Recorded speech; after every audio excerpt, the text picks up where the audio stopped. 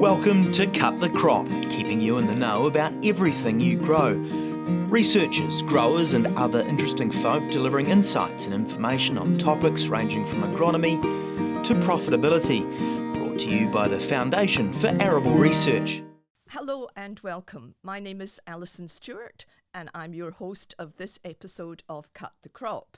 And we're very fortunate to have an international guest with us today, Professor Fred Below from the University of Illinois.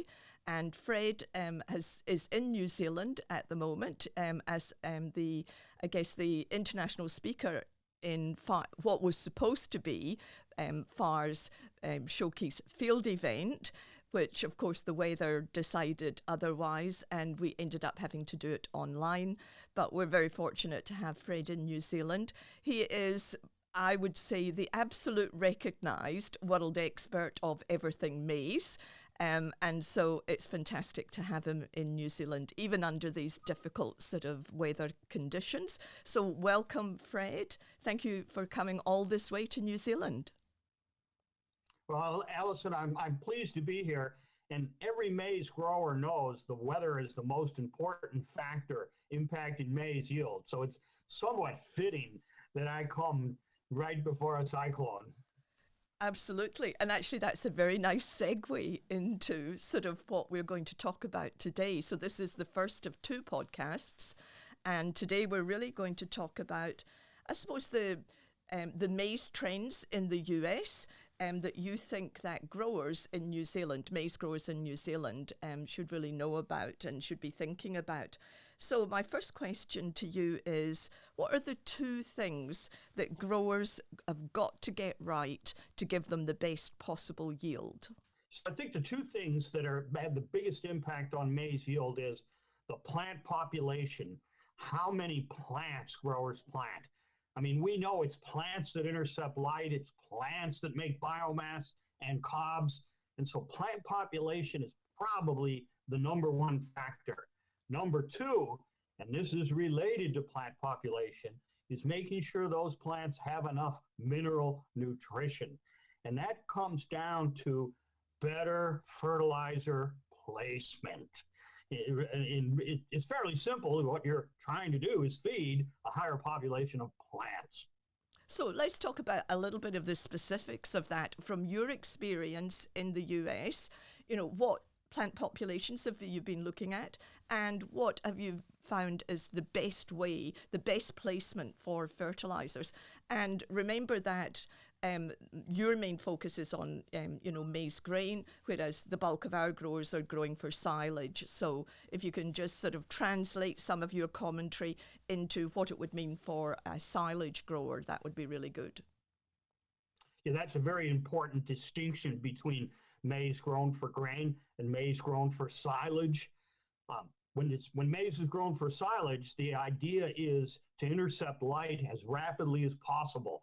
And so higher plant populations are very important for silage maize. When maize is grown for grain, it's a little narrower range that optimizes yield because you can't have plants compete with each other.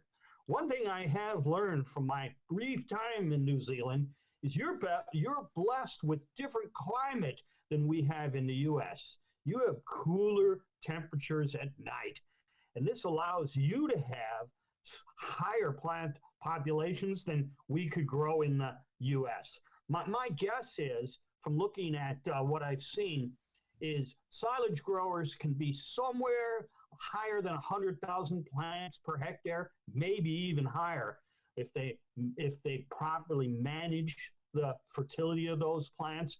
My guess is that grain growers have to be just under 100,000 plants per hectare in order to optimize yield. That would be lower in the US. But again, I think you are blessed with these cooler night temperatures, keeps the plant healthier during the seed filling period. And that allows you to probably have a higher plant population. And so from the work that you've done, where you've been looking at different plant populations, what kind of differences, like yield differences, have you been finding if you've, for example, gone to higher plant populations? Well, if you think about maize yield, maize yield is a product function of how many plants, how many kernels are in each plant, and the weight of each individual kernel. And the factor that's changed the most, at least in the US over the last 50 years, is plant population. It goes up about 900 plants per hectare per year. And that's what's really driving maize yield. It's hard to say exactly what the yield return would be from changing the plant population, but I know that that's the factor under the grower's control that has the biggest impact. If you think about what growers have to do to get more yield, whether that's biomass or grain, they're either going to have to increase the number of plants or the biomass, the light interception if it's silage. If it's grain, it's going to have to be plants, kernels, or weight of each kernel. And so plant population is a extremely important yield component when it comes to high yield maize. So you mentioned the placement of fertilizer. You've done a lot of work. You and your graduate students have done a lot of work in this area. So just talk us through some of the key findings in looking at different ways of placing fertilizer and what the impact that's been. Yeah, so Alison, before I get into that, I'll say one of the reasons that fertilizer placement is so important and why it's related to plant population is that as you increase the population of plants, each plant has a smaller root system. Every 1,000 plant per hectare increase in population means that plant has 1% less roots. Now, if we're going to advocate higher populations for higher yield and they have a smaller root system, then we're going to have to do a better job of fertilizing those plants. And that's why I think fertilizer placement is so important. Now, New Zealand growers are already putting starter fertilizer on to help get that plant off to a better start.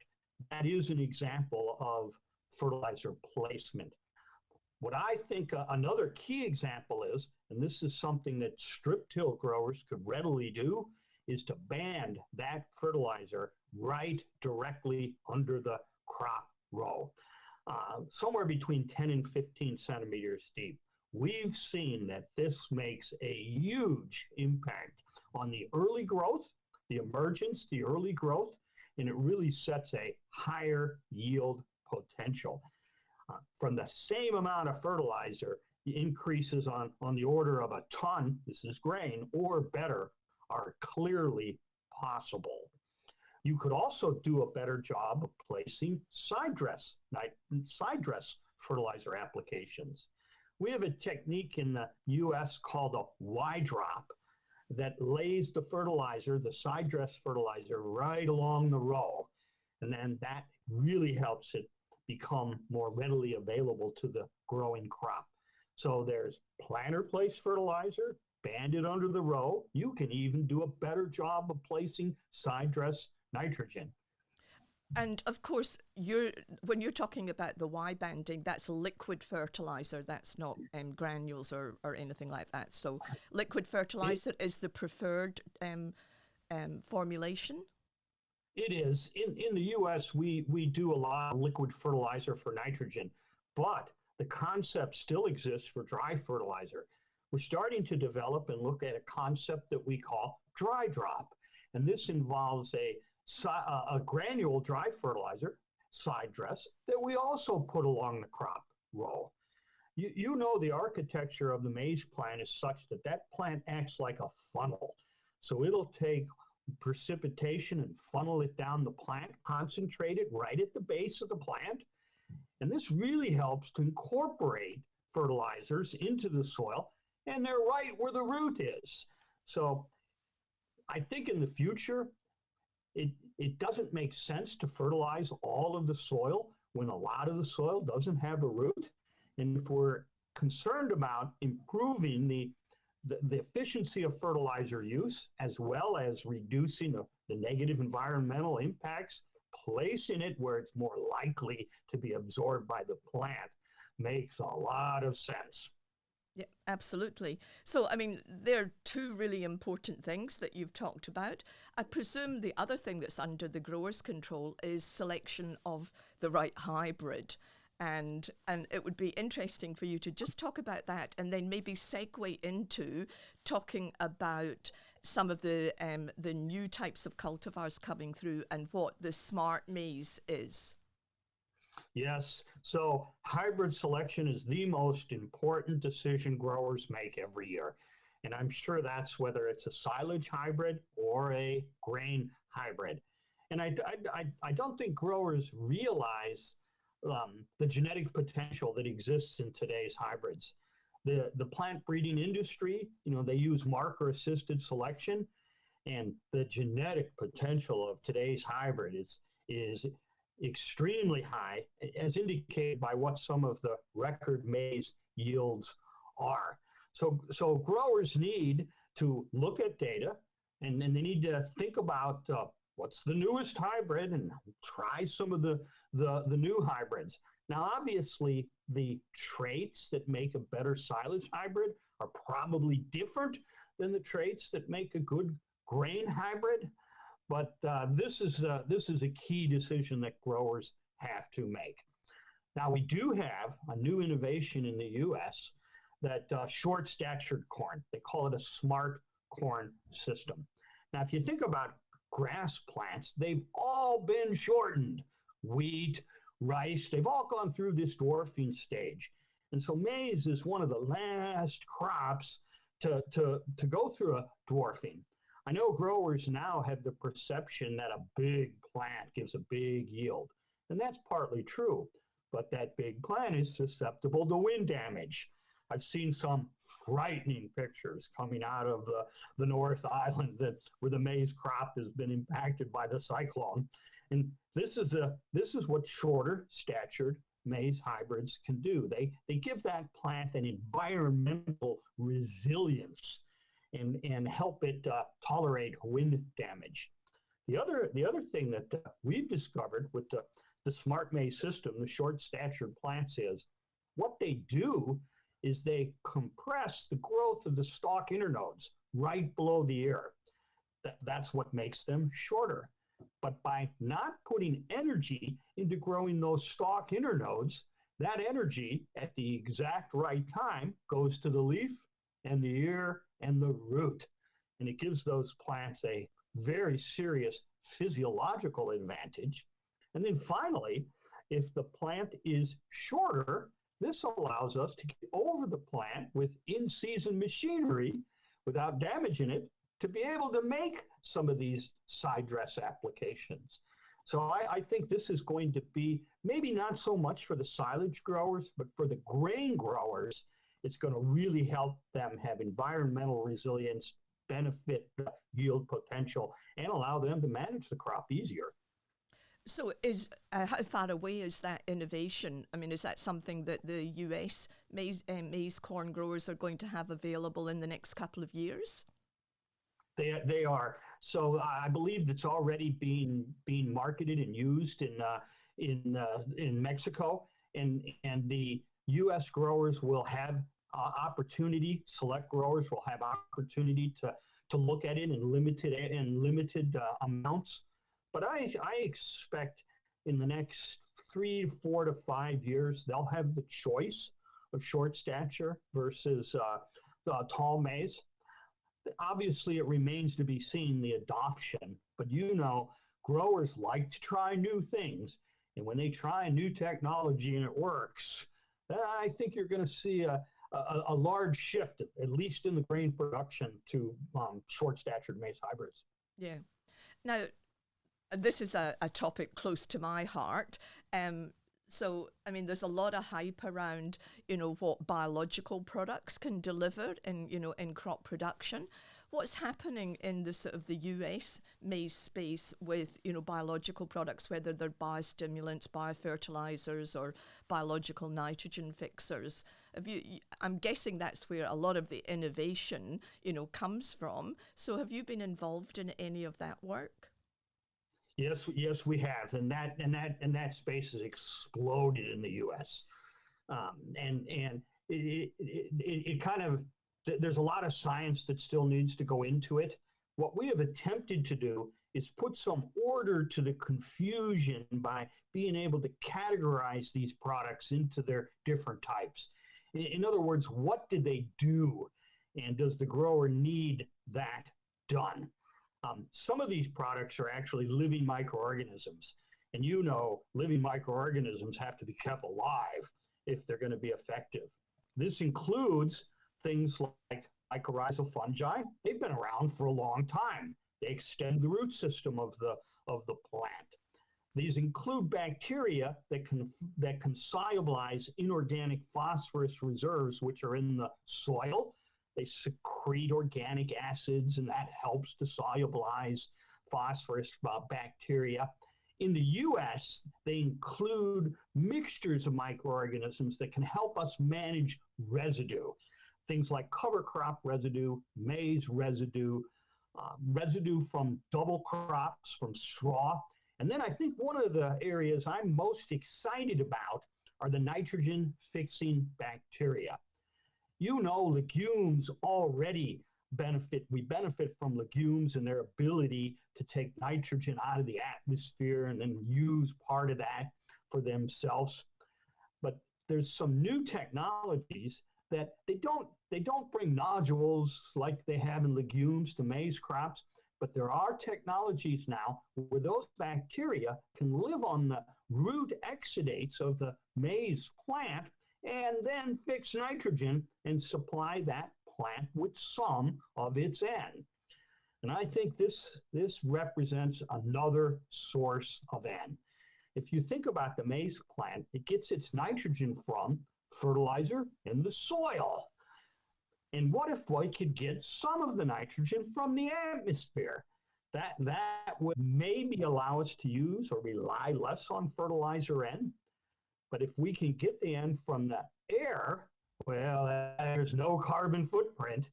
And that nitrogen is fixed right in the root rhizosphere. And so I think there's a potential for much less nitrous oxide emission. And so this is a technology I'm really excited about. Another source of nitrogen for the maize plant that's environmentally friendly. Yeah, absolutely. And I mean, obviously, with New Zealand farmers sort of looking at having to pay, a levy on their greenhouse gas emissions, and nitrogen fertilizers being obviously the key, I suppose, driver of emissions in most, cropping situations, anything that will give growers an alternative to using nitrogen fertilizer will certainly help.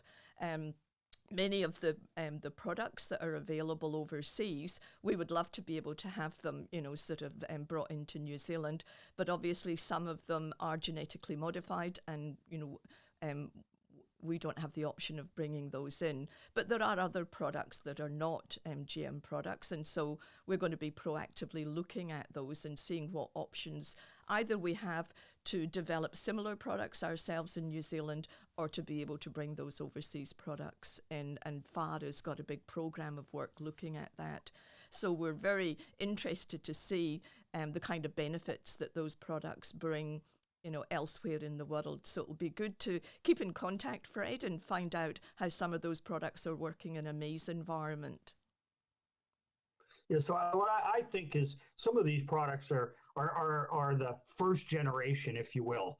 Once we get farmers interested in using them, and once we start to research these products, we learn more, and then we learn ways to make them work better. Maybe they don't have to be genetically modified. Maybe they can be endophytes, naturally occurring endophytes that live within the plant. And I think it's an exciting area, partly driven by nitrous oxide emissions, partly driven by increasing yield. But it's very clear that we need additional technologies to reduce our reliance on fertilizer nitrogen while maintaining the nitrogen supply and the yield potential. We can't decrease fertilizer use at the expense of yield, because yield is what drives and feeds the growing population. And so this is why I'm excited about these technologies that are going to allow us to continue to do what we all want to do, and that's provide sufficient, high-quality food for both our own country and the world. Yes, absolutely. And I think that's a really important point to sort of finish the podcast on. You know, all farmers, all growers, you know, want to be able to produce quality sort of crops with, you know, the least amount of, you know, external inputs to be as environmentally friendly as possible. But there is a balance between that and losing, you know, too much yield. And finding that sweet spot is the important point, not only for the farming sector, but also, you know, for the country as a whole and the world as a whole, if we want to be able to feed our population. So on that note, maybe just a final word from you, Fred, you know, maybe just a couple of key points that you would like to re-emphasize from the talk that you've just given. So what I'd like to reemphasize is that we need to continue to have innovative research. We need to look at new technologies. I mean, if you think of what FAR's mission is, it's the same mission that we have. I mean, we want to know what works. We want it to be resilient. We want it to be profitable. And that's part of the reason that I came to New Zealand. You go to new places to learn what other people's problems are and how they address them. So we're all in this journey together, and we can learn from each other. And I was very impressed at the conference to see some of the research that FAR is doing, to see that, you know, we're actually on the same page on how we're trying to better produce maize crops. Excellent. Thank you very much, Fred. And thank My you, pleasure. listeners. I won't say my usual have a great day on the farm, because I think that's probably not appropriate at this moment in time. But what I will say is have a safe day on the farm, and take care. And if you need any support from FAR, please reach out, and we will do the very best we can to support you through these difficult times. Thank you very much. Thanks for tuning in to Cut the Crop, presented to you by FAR. If you'd like to know more about any of the topics discussed or have any suggestions for future topics, go to www.cutthecrop.co.nz.